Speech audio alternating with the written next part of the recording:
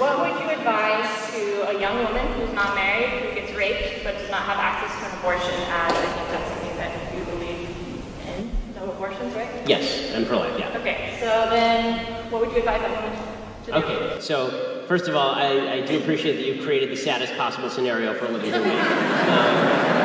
Is she also disabled? Let's really go whole hog, and she has breast cancer as well. So it's, as long as we're creating imaginary victims. But you know, the answer is that doesn't actually change the calculus, meaning that obviously what happened to this person is an awful, awful, horrible thing, and as I said earlier, the person who raped her should be tracked down, captured, killed, or castrated. So that's number one. As far as the morality of abortion does not change based on need, right? So the fact that she's poor and needs an abortion doesn't change whether she was rich or needs an abortion or poor, because the abortion argument really comes down to, do you think this is a life or not? If you don't think it's a life, you can do whatever you want with it. If you think it's a life, you can't do anything with it. As far as what she does with the baby, that's up to her. You know, it's obviously going to be an obvious economic burden. I would think that there are a lot of people out there like me who would give charity in order to try and help out somebody who's obviously in that sort of situation. And there are charities that exist for people like this to try and help out. And if you know of this woman, tell me her name, and I'm happy to give her some money.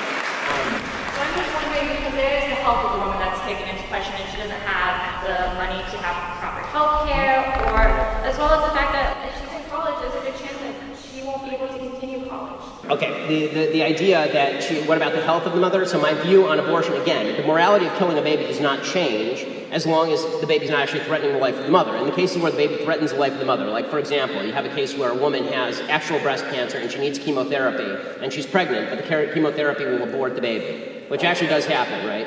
That is a case where the mother should, I think, be able to get the treatment. That's not the same thing as an abortion. So they're actually treating the mother for what she's got, and the byproduct of that is that the baby is terminated, the baby's killed, basically. I do think that it's important to note two things. One, the solution to something horrible happening is not another horrible thing happening in the killing of a baby, which I think is actually horrible.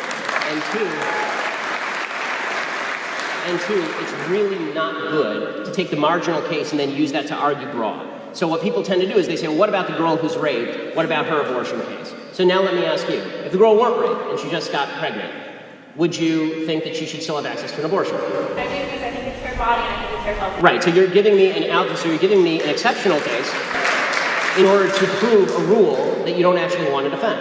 So if you just come up and ask me, do I think a woman should have an abortion, then we could actually have an argument about, or a discussion about in what cases an abortion was appropriate. But you always, this is what people on the pro-choice side, the anti-life side, actually do. What they actually do is they take the marginal case, they take the raped, woman who has a severe disability, and they say, this is all abortions. That's not all abortions. Significantly less than 1% of all abortions are performed on women who have been raped. So if you want to talk about the epidemic of abortion in the country, over 1 million abortions performed a year in the United States, let's talk about the other 99% of cases. When you are willing to agree with me that the other 99% of cases are not cases where abortion should be necessary, then I'm willing to have a discussion with you about compromise. But I don't think that's what you want. I think that you're just using the exceptional case in order to try and guilt me into supporting a broad-based abortion platform.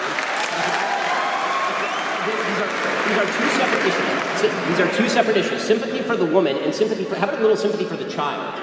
Okay, at any point, does sympathy for the child come in here? You say I'm not compromising. I'm the only one in this conversation who's expressed the willingness to take money out of my own pocket and put it in somebody else's. So have you donated to Planned Parenthood then? What was that? Have you donated to Planned Parenthood? No, because they kill babies. No, they don't.